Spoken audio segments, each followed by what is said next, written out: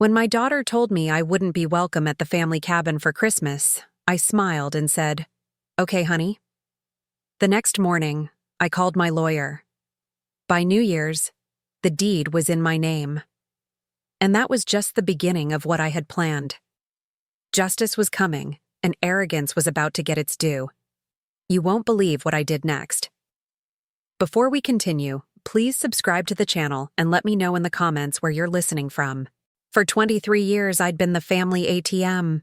Every crisis, every celebration, every small favor that turned into thousands of dollars, I was the one they called. My late husband, Tom, and I had worked our entire lives to build something, and after he passed 5 years ago, I thought that meant taking care of our family. I thought love meant sacrifice. I was wrong. Love should never mean humiliation, and humiliation should never be rewarded with more generosity. That December morning, sitting in my daughter Emily's perfect living room, the one I'd helped furnish when she couldn't afford the down payment, listening to her explain why my presence would complicate things with her husband's family, something inside me finally clicked. It wasn't anger, it was clarity. Crystal clear understanding that I'd been playing the fool for years. "Mom, you understand, right?" Emily said, adjusting the throw pillows I'd bought her last Christmas. "David's parents are very traditional. They like things a certain way. A certain way. Code for without me." I looked around that living room, at the coffee table I'd helped pick out, the curtains I'd paid for when Emily decided the old ones were too dated, the expensive area rug that had maxed out my credit card because it really ties the room together. Every single item told the story of my generosity and their entitlement. "Of course, sweetheart," I said, standing up from the couch I'd practically bought twice. Once for the down payment, once again when they upgraded the fabric. "I completely understand." Before I continue telling you how I transformed years of humiliation into complete justice, subscribe to the channel and turn on notifications. Believe me, you'll want to follow every detail of what happened next. And leave a like if you've also had to deal with family that only values you when they need your money.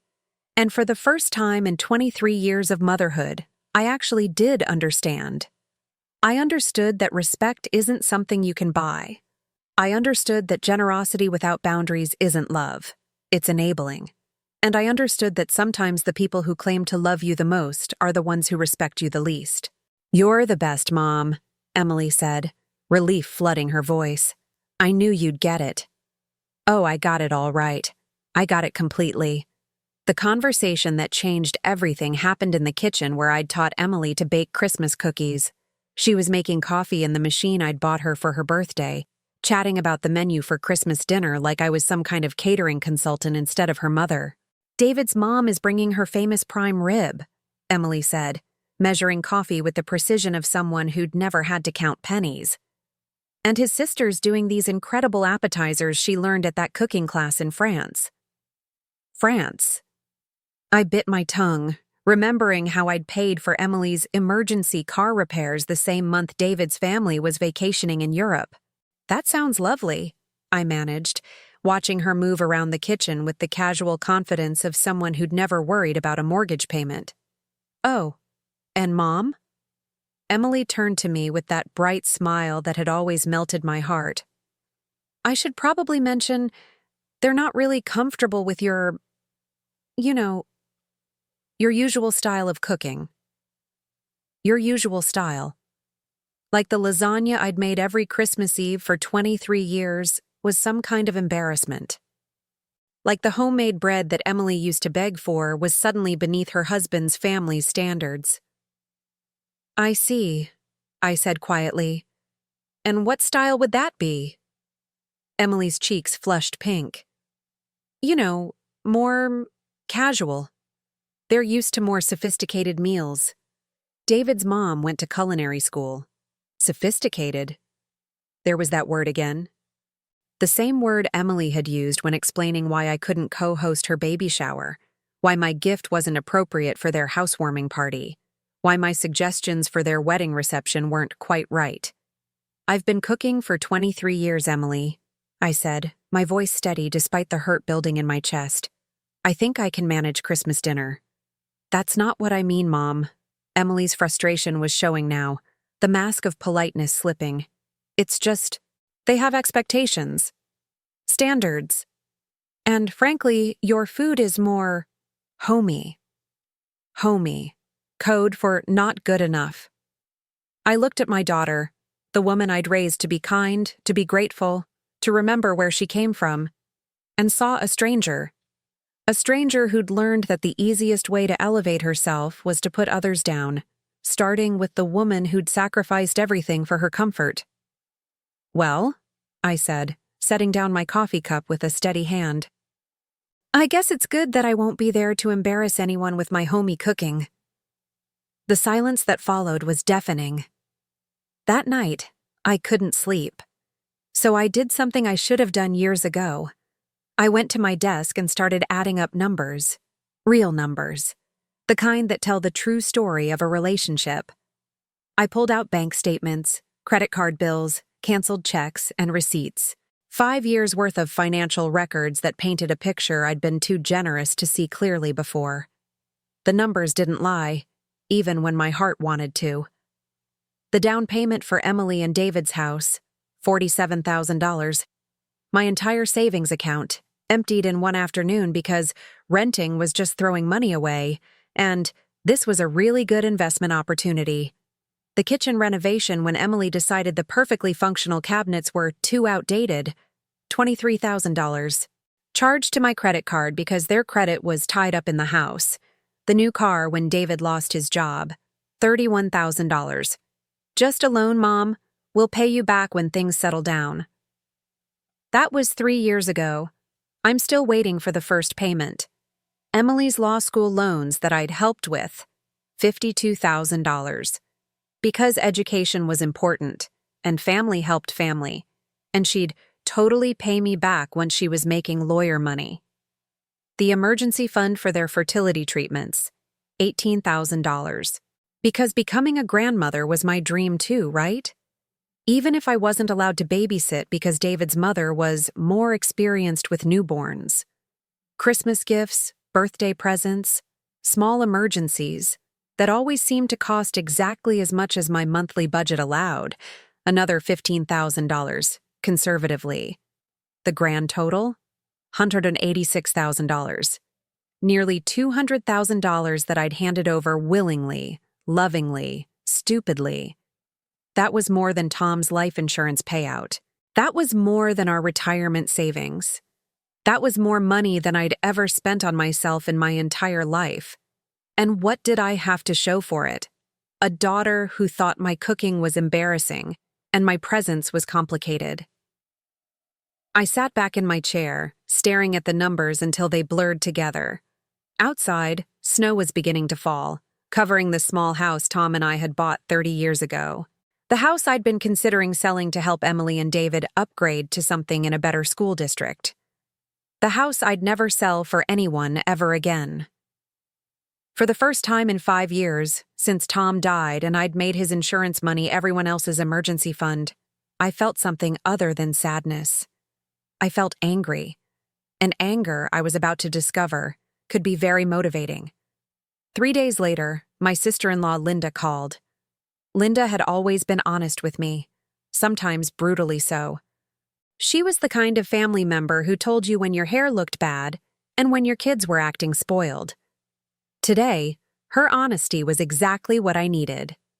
"Sarah," she said without preamble, "I need to tell you something, and you're not going to like it." I was sitting in my living room, looking at the Christmas tree Tom and I had bought our first year of marriage. 40 years old and still beautiful, unlike some relationships I could mention. "Go ahead, Linda. I'm listening." David's mother called me yesterday. She wanted to compare notes about Christmas arrangements. My stomach dropped. What kind of notes? She wanted to make sure our stories matched about why you weren't invited to Emily's dinner. Linda's voice was tight with anger. "Apparently, she told people you were having emotional difficulties after Tom's death and that family gatherings were too overwhelming for you right now." Emotional difficulties. as if grief was a character flaw, as if missing my husband of 35 years made me unsuitable for polite company. "There's more," Linda continued. "She also mentioned that you've been financially unstable since Tom died, and that Emily was worried you might ask people for money if you came to dinner." Financially unstable. Me. The woman who'd been bankrolling their lifestyle for 5 years. But here's the real kicker, Sarah. She said Emily specifically requested that family members not mention the dinner around you because you tend to get emotional and make everything about yourself. The words hit me like physical blows. Make everything about myself. Me, the woman who hadn't bought herself new clothes in 2 years because every spare dollar went to Emily's emergencies. Me, who'd canceled my own vacation plans twice to help with their house payments. "Linda," I said quietly. "Did she say why they really don't want me there?" The pause was long enough to tell me everything I needed to know. "She said Emily was embarrassed by your background, that David's family is very educated and sophisticated, and they're not comfortable with people who didn't go to college. She said you tend to dominate conversations with stories about your cleaning business, and that it makes everyone uncomfortable." My cleaning business. The business Tom and I had built from nothing, that had put Emily through college, that had bought the house she was now ashamed to claim me in. She said Emily wanted to protect you from feeling out of place. Protect me. By excluding me. By lying about me. By making sure everyone knew I wasn't good enough for their sophisticated Christmas table. That was it. That was the moment I stopped being the generous mother and started being the strategic businesswoman who'd built a company from nothing. "Linda," I said, my voice calmer than I'd felt in weeks, "I need you to do me a favor." I hung up the phone and sat in my living room for exactly 10 minutes. Not crying, not raging, not planning, just thinking. Processing the information Linda had given me with the same methodical approach I'd used to grow my business from a one-woman operation to a company that employed 12 people. Emily was embarrassed by me. My daughter, who'd grown up watching me work 60-hour weeks to afford her dance lessons and summer camps, was embarrassed by the woman who'd sacrificed everything for her success. She thought I was financially unstable while living in the house I'd helped her buy, cooking in the kitchen I'd renovated, driving the car I'd purchased. The irony would have been funny if it wasn't so heartbreaking. But heartbreak was a luxury I couldn't afford anymore. Heartbreak was what had gotten me into this situation in the first place. I walked to my home office, the same room where Tom and I had planned our business, counted receipts, and dreamed about Emily's future. The filing cabinet in the corner held 40 years of our financial life, including the last 5 years of my generosity. I pulled out a manila folder and started making copies. Bank statements showing every transfer to Emily and David's account. Receipts for every emergency I'd covered. Documentation for every small loan that had never been repaid. Then I opened my laptop and did something I should have done years ago. I researched Emily and David's actual financial situation. Property records showed their house was worth $340,000. Not bad for a couple who couldn't afford a down payment 5 years ago. David's LinkedIn profile showed he'd been employed at a tech company for 8 months. Information Emily had somehow forgotten to share when she'd asked for just a little help with Christmas shopping money. Emily's law firm website listed her as an associate attorney. A quick search showed associate attorney salaries in our area ranged from $75,000 to $95,000 annually. They weren't struggling. They weren't even close to struggling. They were thriving, using my money as their personal savings account while painting me as an unstable burden to their educated friends. I closed the laptop and picked up my phone. First, I called my bank and canceled all automatic transfers to Emily's account. Then I called my financial advisor, the same one who'd been gently suggesting for 3 years that I needed to start saving for my own retirement instead of funding other people's lifestyles. "Margaret," I said when she answered, "it's Sarah Mitchell. I'm ready to have that conversation about my financial future." "The one where we talk about setting boundaries with family spending?" Margaret's voice was carefully neutral. The one where we talk about protecting my assets from people who don't respect their source. There was a pause. Sarah, what's happened? I've stopped being a victim, I said. And I'm about to start being strategic. The old Sarah would have felt guilty for that phone call. The new Sarah felt something much more powerful. Control.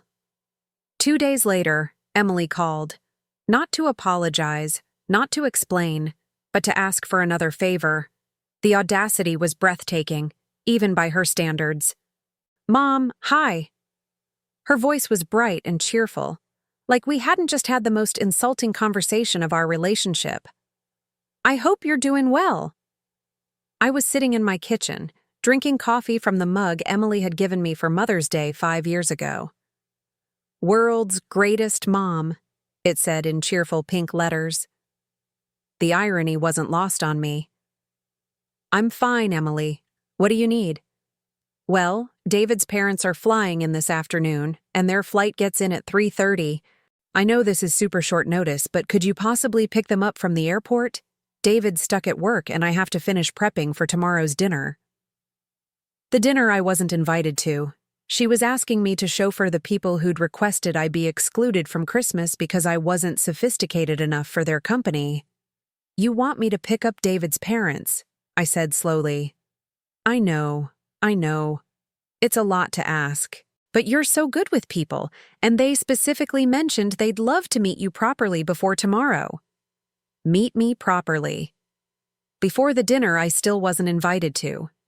Emily, I said carefully, didn't you just tell me that David's parents weren't comfortable having me at Christmas dinner?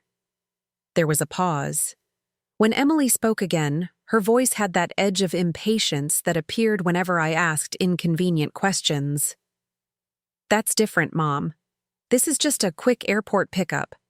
It's not like you'd be staying for dinner or anything. Just a quick airport pickup, like I was Uber with unconditional love. And what exactly am I supposed to talk about with them during the drive? I asked. Since you mentioned they're not comfortable with my conversation topics. Mom, don't be dramatic. Just be yourself. But maybe tone down a little? Don't mention the cleaning business or talk too much about Dad. They're not really comfortable with heavy emotional stuff. Don't mention my life's work. Don't mention my dead husband. Don't be myself, but somehow still be myself, just less of myself. So, let me understand this correctly, I said. I'm good enough to serve as their chauffeur, but not good enough to join them for dinner. It's not about being good enough, Emily said, her patience clearly wearing thin. It's about fitting in. Some people just don't mix well together, you know? No, I said quietly. I don't know. Explain it to me. Mom, I don't have time for this right now. Are you going to help or not? There it was. The ultimatum disguised as a question. Help without respect, or be labeled unhelpful and difficult. Emily, I said, looking out my kitchen window at the snow-covered street where I'd taught her to ride a bike. I think David's parents will have to find another ride. At 3:30 p.m., I was sitting in my favorite armchair with a cup of Earl Grey tea and a book I'd been meaning to read for months. Pride and Prejudice. How fitting. Jane Austen had understood something about family dynamics and social climbing that was apparently timeless. My phone started ringing at 3:45. Emily's name flashed on the screen. I let it go to voicemail. At 4 it rang again. This time I could see the preview of her text. Mom, where are you? David's parents are waiting at baggage claim. I turned the page of my book and took another sip of tea. Elizabeth Bennet was dealing with her own family embarrassments. At least her problems were fictional. 4:15. Another call. Another voicemail I didn't check. 4:30. A text from a number I didn't recognize. Probably David, using someone else's phone. I turned my phone face down and continued reading about people who understood the importance of dignity. By 5 I'd finished 3 chapters and started dinner. Nothing fancy, just a simple pasta dish with the sauce I'd been perfecting for 20 years. The same homey cooking that was apparently too embarrassing for sophisticated palates. The pounding on my front door started at 5:30. I took my time getting up, marking my place in the book, finishing my tea. Through the peephole, I could see 3 figures on my front porch: Emily, David, and a woman I assumed was David's mother. All of them looked furious. "Mom!" Emily shouted through the door. "Open up! We need to talk!" I opened the door calmly, wearing the same serene expression I'd practiced in 40 years of customer service. You can learn a lot about maintaining dignity from cleaning other people's houses, especially how to stay composed when people treat you like you're invisible. "Hello, Emily. David?" I nodded politely to the older woman. "You must be Mrs. Patterson. I'm Sarah, Emily's mother." Mrs. Patterson looked exactly like what she was, a woman who'd never worried about money and had perfected the art of looking down on people who had. Her expression suggested I was slightly less appealing than something she'd found on the bottom of her shoe. "Where were you?" Emily demanded, pushing past me into my living room. "We waited at that airport for over an hour." "I was here," I said simply. "Reading." "We called you 50 times." "I know." "And you didn't answer?" "No, I didn't." The silence that followed was beautiful. 3 people who were used to having their demands met immediately, standing in my living room, finally understanding that their emergency was not my priority. "This is completely unacceptable behavior," Mrs. Patterson said, her voice carrying the authority of someone who'd never been told no in her entire life. "What's unacceptable?" I asked pleasantly. "Abandoning elderly people at an airport?" "I didn't abandon anyone. I never agreed to pick anyone up." Emily's face was getting red. "You said you'd think about it." "No," I corrected. "You asked if I'd do it, and I said I'd think about it. I thought about it, and I decided not to." Mrs. Patterson stepped forward, clearly expecting me to back down in the face of her obvious authority. She was about to learn that 40 years of running a business had taught me how to hold my ground. "Young lady?" she began, and I almost laughed at being called young lady by someone who was maybe 5 years older than me. "Your behavior today was completely inappropriate." "Was it?" I asked mildly, closing my front door behind them. If we were going to have this conversation, it was going to happen on my terms, in my house. "We're not accustomed to this kind of treatment," she continued, looking around my living room with the expression of someone touring a homeless shelter. "David has told us about your situation. But this kind of instability is concerning. My situation. Code for your tragic financial status that we're all pretending to sympathize with while judging you for it." "What exactly is my situation, Mrs. Patterson?" I asked, genuinely curious to hear how my story had been told. Emily jumped in before her mother-in-law could answer. "Mom, let's not do this now. Everyone's tired and hungry, and we still have dinner to finish preparing." "The dinner I'm not invited to," I said calmly. "Mom, we explained about that." "Yes, you did. You explained that I'm too unsophisticated for your guests, too emotional, and too financially unstable to be trusted around educated people." Mrs. Patterson's eyebrows shot up. "Emily, what is she talking about?" "Nothing, Mrs. Patterson. My mother is just upset about a misunderstanding." "What misunderstanding?" I asked. "The one where you told people I was having emotional difficulties? Or the one where you said I was financially unstable and might ask your guests for money?" The look of horror on Mrs. Patterson's face was worth the price of admission. "You said, what about your mother?" Mrs. Patterson turned to Emily with something approaching disgust. "I never said any of that," Emily protested, but her face was getting redder by the second. "Linda Patterson called me," I said to Mrs. Patterson. "Your sister-in-law was very thorough about sharing your concerns about having me at dinner." Mrs. Patterson went pale. "Linda called you?" "She thought I should know why my own daughter didn't want me at Christmas dinner, and she thought I should know what stories were being told about me to justify my exclusion."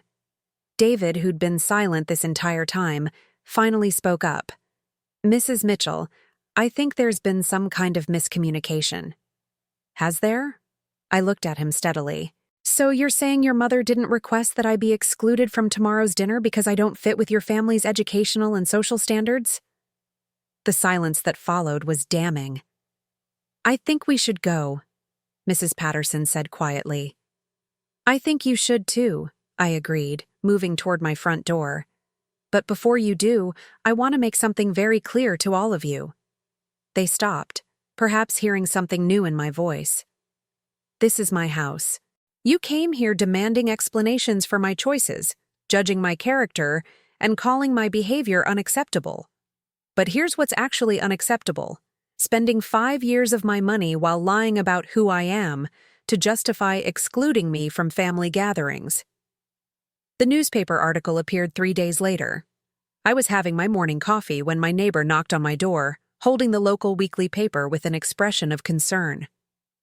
"Sarah," Mrs. Chen said gently, "I think you need to see this." The headline made my blood run cold. "Local woman abandons elderly visitors during holiday storm." Below it was a photo of me from 5 years ago, taken at a charity event when I donated cleaning services to a women's shelter. I looked happy in that photo, proud of being able to give back to my community. The article was a masterpiece of manipulation. According to the story, Emily Patterson, no longer Emily Mitchell, I noticed, was concerned about her mother's increasingly erratic behavior since her father's death. The article described how I'd suddenly and without warning refused to help family members, leaving David's parents stranded at the airport during dangerous winter weather. There was a quote from Emily. "My mother hasn't been herself since Dad died. We've tried to be supportive, but her behavior has become unpredictable. We're worried about her mental state." Mrs. Patterson had provided a quote too. It was terrifying. She had promised to pick us up, then simply disappeared. We were stranded with our luggage in freezing temperatures. At our age, that kind of abandonment could have been dangerous. Promised to pick them up. Freezing temperatures. The weather had been 38 degrees and partly cloudy. But the most damaging quote came from someone identified as Dr. Rebecca Foster, family therapist. "Sudden behavioral changes in elderly adults can indicate serious underlying issues.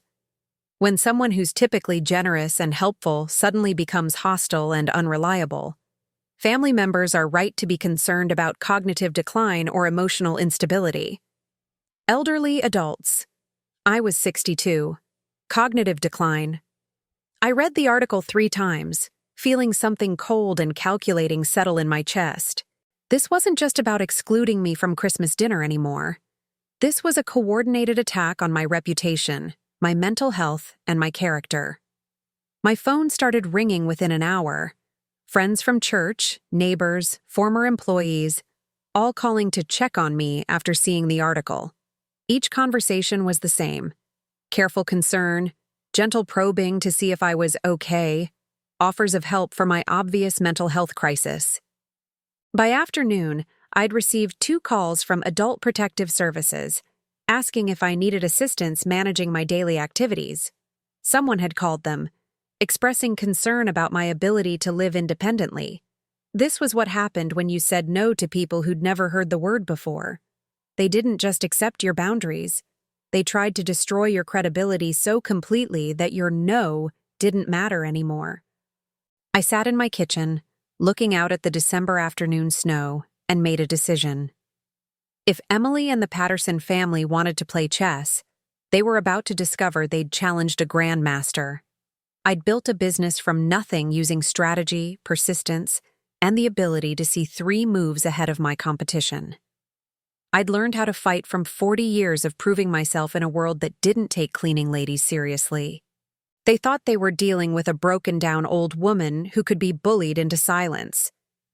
They were about to learn how wrong they were. The war room was my dining room table. I'd cleared off the Christmas decorations Tom and I had collected over 40 years and replaced them with something much more satisfying: Evidence. 5 years of bank statements, organized by date. Credit card bills highlighting every emergency I'd covered. Receipts for every major purchase I'd made for Emily and David's house. Documentation for every loan that had never been repaid. Photos I'd downloaded from Emily's social media accounts showing off the lifestyle I'd funded while she portrayed me as financially unstable. But the financial records were just the beginning. I'd also spent the week becoming an expert on the Patterson family's public life. Social media was a beautiful thing when you wanted to understand people's weaknesses. Mrs. Patterson's Facebook page was a masterclass in hypocrisy. Post after post about family values and supporting loved ones through difficult times, while she'd orchestrated my exclusion from Christmas dinner. Photos of her charity work with displaced seniors, taken the same week she'd called me elderly and unstable. David's LinkedIn profile told an interesting story, too. His company bio mentioned his commitment to ethical business practices and treating all stakeholders with respect. Apparently, that respect didn't extend to the woman who'd kept his mortgage current for 5 years. But Emily's social media presence was the real goldmine. For someone who claimed to be worried about my mental health, she'd been remarkably public about her holiday preparations. Photos of the expensive decorations I'd helped pay for, tagged with the blessed. Check-ins at high-end restaurants during the same month she'd asked me to cover their car payment. The most damaging post was from 3 weeks ago. So excited for Christmas dinner with the family. Can't wait to show off our hosting skills. Family first beyond traditions. Hosting skills. Family first. While actively excluding her mother from family traditions. I printed everything. Every post, every photo, every receipt, every bank statement. Then I made copies. Not just 1 or 2, but 50. This wasn't going to be a private conversation anymore. If Emily wanted to make this public, if she wanted to use the newspaper to destroy my reputation, then we were going to have a very public conversation about truth. I opened my laptop and started typing. Not a response to her article, something much better. A detailed letter to the editor, complete with documentation that would tell the real story of the elderly woman with cognitive decline. The letter began, "Dear editor, your recent article about my alleged abandonment of airport visitors painted a very specific picture of a woman in decline. I'd like to share some additional context your readers might find illuminating." Then came the numbers. All of them. $186,000 in documented support over 5 years. Bank statements showing the timing of their emergencies versus their social media posts about expensive dinners and vacations. The contrast between Emily's public statements about family first and her private decision to exclude her mother from family gatherings. I included quotes from Emily's own social media posts, cross-referenced with dates when she'd asked for financial help. January 15th. Emergency car repair. Need $3,000. January 16th. Instagram post from an expensive spa weekend. But the most powerful part of the letter was the timeline leading up to Christmas. Emily's request for me to be excluded from dinner on December 15th. Her request for me to provide free chauffeur service on December 22nd. Her newspaper interview portraying me as mentally unstable on December 25th. The pattern was clear. I was stable enough to provide money and services, but not stable enough to be treated with basic respect. I ended the letter with a simple statement. I hope this additional context helps your readers understand the difference between someone experiencing cognitive decline and someone who's finally learned to set boundaries with family members who mistake generosity for stupidity. The letter to the editor was just the beginning. If Emily wanted to play public relations games, I was going to play to win. But first, I needed to understand exactly what I was working with. I spent the next 2 days doing research that would have impressed a private investigator. Public records searches revealed that Emily and David's house had increased in value by nearly $80,000 since they'd purchased it. Their property taxes had been reassessed upward twice. They weren't struggling homeowners, they were sitting on a significant asset that I'd helped them acquire. David's company's website listed him as a senior technology consultant with 5 years of experience. A quick search of salary ranges for his position showed he was likely earning between $85,000 and $110,000 annually.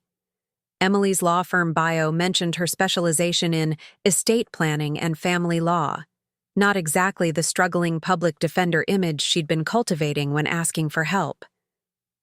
But the real breakthrough came when I discovered Emily's business registration.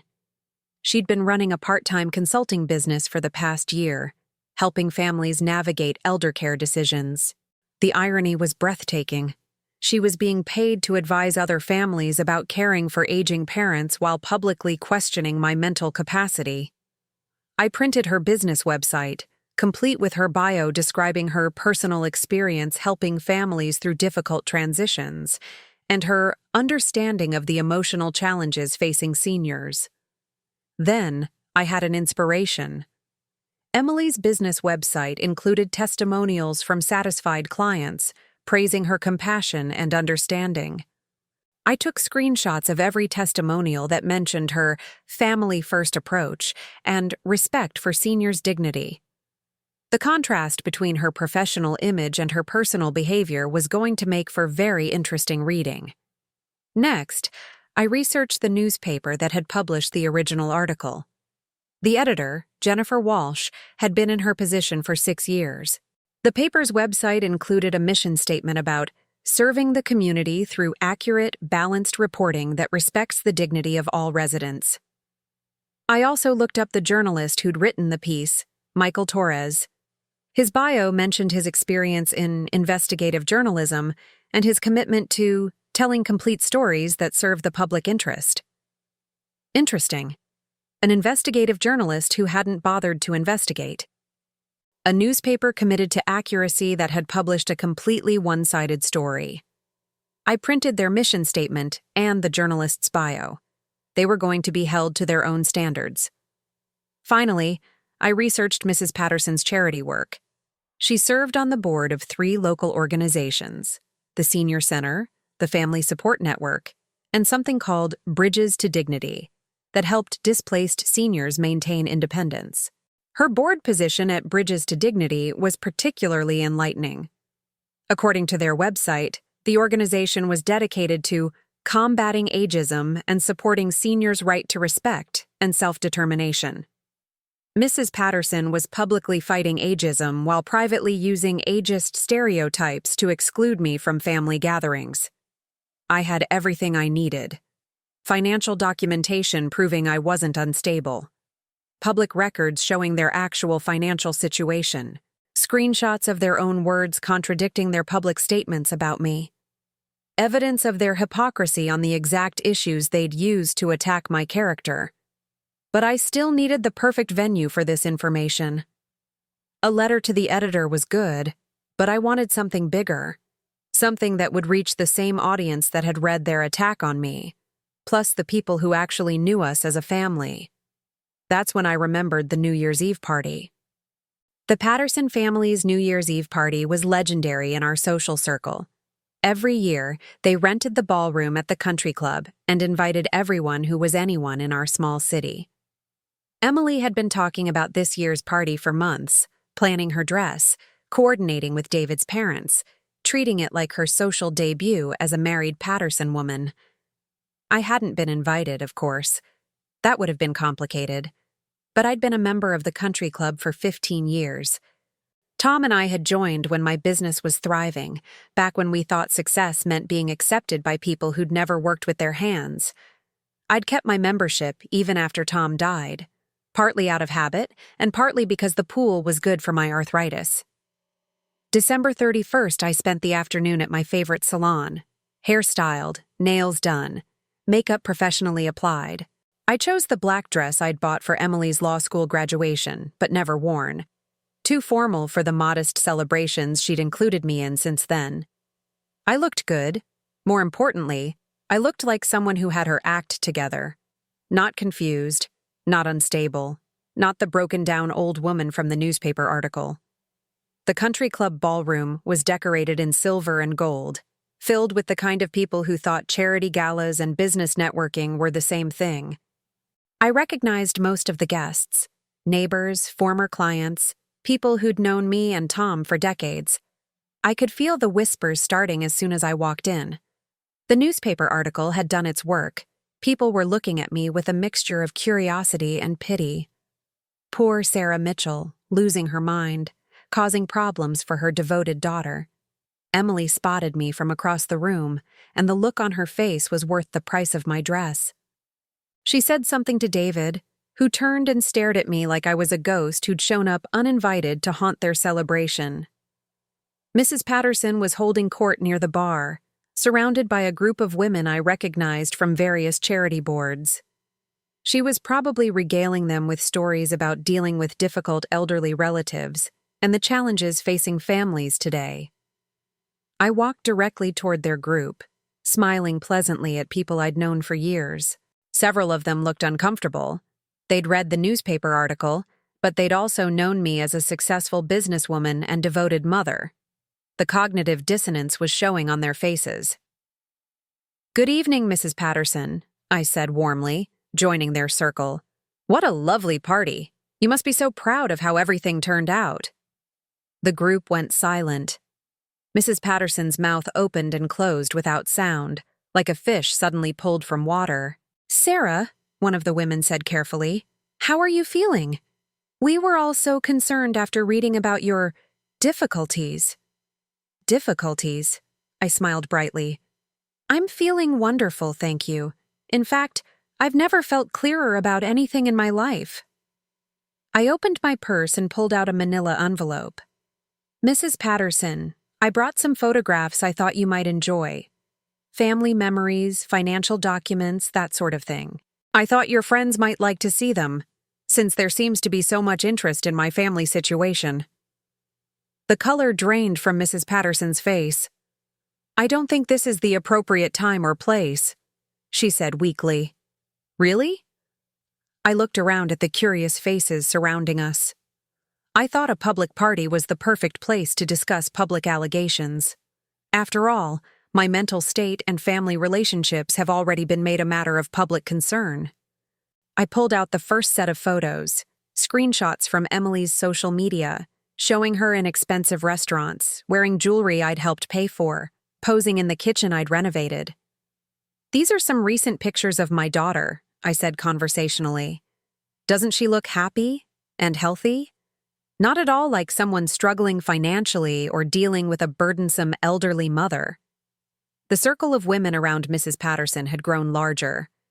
Word was spreading through the party that something dramatic was happening. And in a small city where everyone knew everyone else's business, drama drew crowds like moths to flame.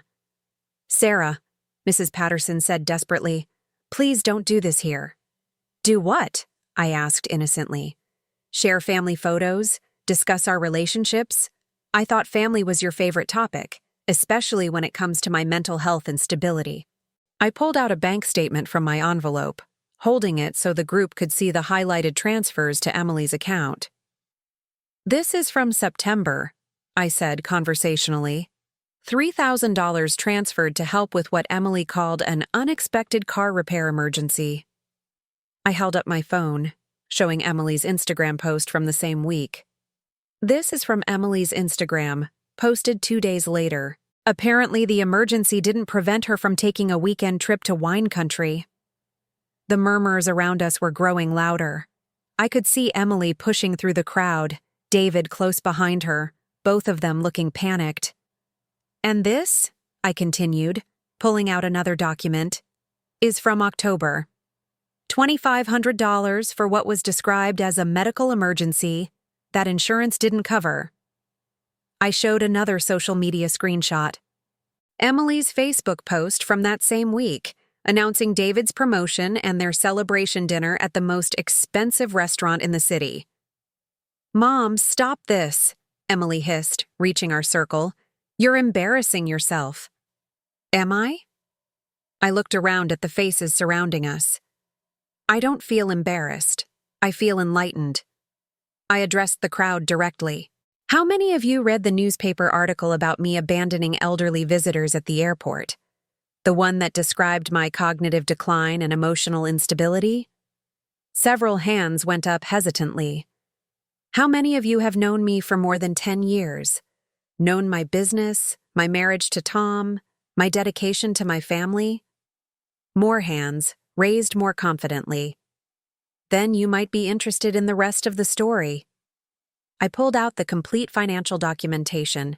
Over the past 5 years, I have transferred $186,000 to my daughter and son-in-law.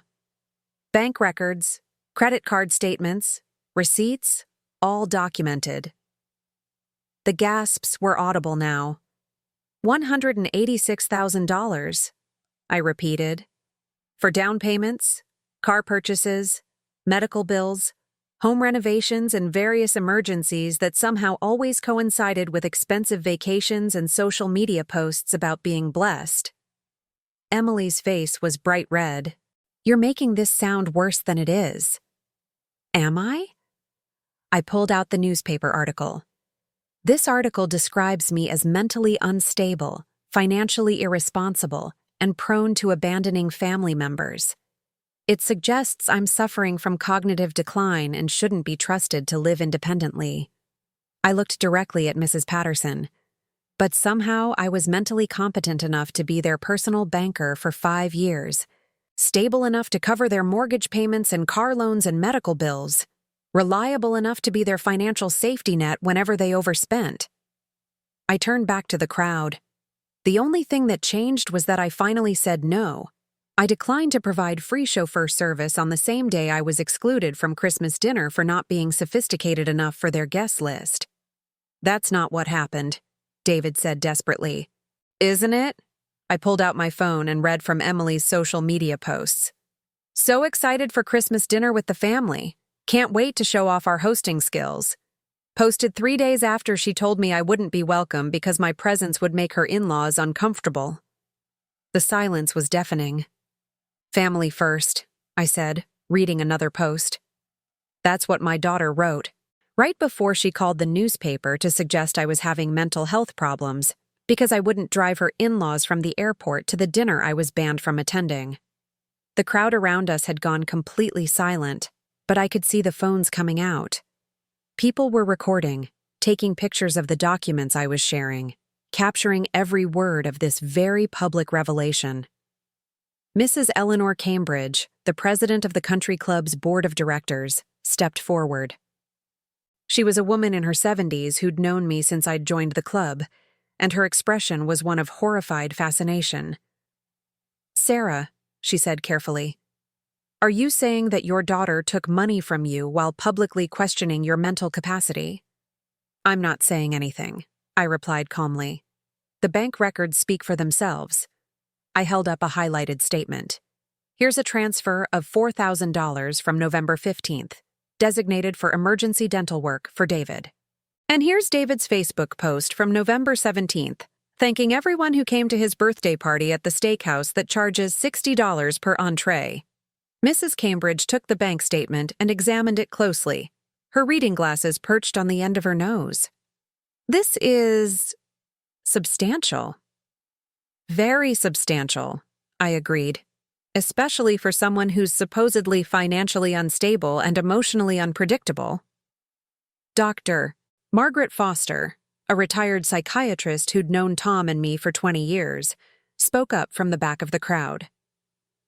Sarah, the newspaper article mentioned that your behavior had become erratic since Tom's death. In my professional opinion, you seem remarkably composed and articulate. Thank you, Margaret. I've been wondering about that myself. According to the article, I'm experiencing cognitive decline and shouldn't be trusted to live independently. But somehow I was mentally competent enough to manage complex financial transactions, totaling nearly $200,000. I pulled out Emily's business website printout.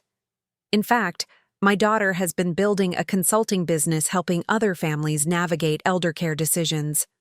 Her website specifically mentions her expertise in maintaining seniors' dignity and respecting the autonomy of aging parents. The irony was not lost on the crowd. Several people were openly shaking their heads in disgust. "This is unconscionable," said Robert Chen, a retired judge I'd known for 15 years.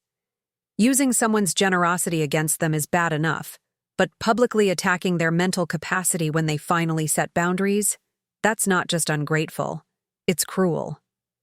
Emily tried one more time to control the narrative. "Everyone, please. This is a complicated family situation that's being taken out of context." "What context?" I asked genuinely. "The context where excluding your mother from Christmas dinner while asking her to chauffeur your guests is appropriate? The context where taking someone's money for 5 years while describing them as financially unstable makes sense." Mrs. Patterson, who had been silent throughout this exchange, finally spoke. "We were trying to protect you from an uncomfortable social situation. By lying about me to mutual acquaintances? By suggesting I was mentally unfit? By calling the newspaper to plant a story about my supposed cognitive decline?" "We never called any newspaper," Mrs. Patterson protested. I smiled and pulled out my final piece of documentation. "Actually, you did. I have the reporter's notes from his interview with you. Would you like me to read them?" The look of panic on her face told me everything I needed to know. 3 weeks later, the letter arrived. "Certified mail, return receipt requested, from the law offices of Henderson, Martinez and Associates, Emily's own law firm." I signed for it at my kitchen table, noting the irony that my daughter's colleagues were now writing me official correspondence. The letter was brief and professionally worded, but the desperation bled through the legal language. "Dear Mrs. Mitchell, we represent Emily and David Patterson regarding certain financial obligations incurred during the period of 2019-2024. Financial obligations." That was a polite way of describing 5 years of taking my money without permission slips. The letter went on to acknowledge that our clients have received substantial financial assistance from me, and that circumstances have changed requiring a modification of previous arrangements. Previous arrangements. As if there had ever been any formal arrangement beyond my stupidity and their greed. The real meat of the letter was in the 3rd paragraph. Our clients are prepared to acknowledge a debt of $186,000 and propose a repayment schedule of $500 monthly over a period of 31 years, beginning February 1, 2024. I read that sentence 3 times, calculating the math in my head. $500 a month for 31 years. They wanted to pay me back the way people buy houses, with minimal monthly payments stretched over decades, probably hoping I'd die before they had to pay me in full. At $500 per month, they'd be paying me until I was 93 years old. And that was assuming they actually made the payments, which their track record suggested was unlikely. The letter concluded with a request for a meeting to discuss this matter privately and reach an amicable resolution that serves everyone's best interests. Everyone's best interests. Like publicly humiliating me in the newspaper had served my best interests. I set the letter aside and poured myself a cup of coffee, thinking about the changes the past month had brought. After my country club revelation, the story had spread through our social circle like wildfire. The local newspaper had published my letter to the editor, complete with documentation, forcing them to print what amounted to a retraction of their original article. Emily's elder care consulting business had quietly disappeared from the internet. David's LinkedIn profile no longer mentioned his commitment to ethical business practices. Mrs. Patterson had resigned from her board position at Bridges to Dignity after other board members questioned her judgment. The social consequences had been swift and comprehensive. Emily and David had been quietly uninvited from several upcoming social events. Mrs. Patterson's charity friends had started declining her dinner invitations. The country club had received 3 formal complaints about their behavior toward me. But more importantly, something had shifted in how people saw me. Instead of the pathetic widow who couldn't manage her finances, I'd become the successful businesswoman who'd finally stood up to being exploited. Instead of the burden on her family, I was the generous mother who'd been repaid with betrayal. I called my lawyer, Patricia Williams, who'd been handling my affairs since Tom died. Patricia, I said when she answered, I need you to draft a response to a rather interesting letter. What kind of response? I thought about Emily's consulting business, her expertise in maintaining seniors' dignity. I thought about Mrs. Patterson's charity work with displaced elderly adults. I thought about 5 years of being treated like a walking ATM while being told I wasn't good enough for their Christmas table. The kind that makes it clear that dignity isn't something you can pay for in installments, I said. Emily came alone this time. No David, no Mrs. Patterson, no backup plan. She knocked on my door on a Tuesday evening in February, standing on my front porch in clothes I didn't recognize, simple jeans and a sweater instead of the designer outfits I'd helped finance. Mom, she said when I opened the door, can we talk, please? I stepped aside to let her in, noting how she looked around my living room like she was seeing it for the first time. The same house where she'd grown up, where Tom and I had hosted every holiday dinner for 23 years, where she'd brought David the first time they were dating. Nice place, she said quietly, exactly the way someone might comment on a museum exhibit. It's what happens when you don't spend your money on other people's mortgages, I replied, settling into my favorite chair. Emily winced but didn't argue. She sat on the edge of my couch, perched like she was ready to bolt if the conversation went badly. I came to apologize, she said. Really apologize. Not just try to fix things so we can go back to the way things were. Go on. I've had a lot of time to think since everything happened. About how we treated you, about how I treated you, about what kind of person I became when I got married to David. She paused, looking down at her hands. I became someone I don't recognize, Mom. Someone who took advantage of your love and then tried to make you feel guilty for finally saying no. Yes, I said simply. You did. The newspaper article, the things we said about your mental health, excluding you from Christmas while still expecting you to serve us. Jesus, Mom, what kind of daughter does that? The kind who learns that love has limits, I said. And that respect can't be bought. Emily started crying then, quiet tears that seemed genuine rather than manipulative. I know I can't fix this with an apology. I know I can't undo 5 years of taking you for granted. But I need you to know that I understand what I did wrong. Do you? Really? She nodded. I treated you like you existed to solve our problems and fund our lifestyle. I took credit for our success while making you feel like you should be grateful for scraps of our attention. I let David's family make decisions about your worth while spending your money. And when you finally stood up for yourself, I tried to destroy your reputation rather than admit I'd been wrong. We sat in silence for several minutes. Outside, I could hear the sounds of a normal Tuesday evening in a normal neighborhood. People coming home from work, children playing in yards, the ordinary rhythms of families who actually acted like families. The house is in foreclosure, Emily said finally. We tried to make the payments for 3 months after you stopped helping, but we can't manage the mortgage on our actual income. I know, I said. I saw the notice in the legal section of the newspaper. David's parents offered to help, but there are conditions. They want us to move to Portland, where they can supervise our finances and our social choices. They think the damage to their reputation here is too significant to recover from. I almost felt sorry for her. Almost. What do you want from me, Emily? She looked up at me with something that might have been hope. I want to know if there's any possibility that we could start over. Not go back to the way things were, but build something new based on actual respect.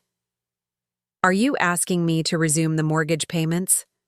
No, she said, and the quickness of her answer surprised me. I'm asking if there's any chance you could forgive me enough to let me try to be your daughter again. Us! You know what impresses me the most? How many people spend years being undervalued by their own family during the holiday season. If you enjoyed my story about how I stopped being a doormat and became the protagonist of my own life, you need to watch the next video that's playing on your screen right now. It's about someone who also got tired of being ignored at Christmas and decided to celebrate in their own way. In a luxury home, while the person who rejected them discovered there was someone else in their place. Click there and see how this turnaround ended. It's really worth it.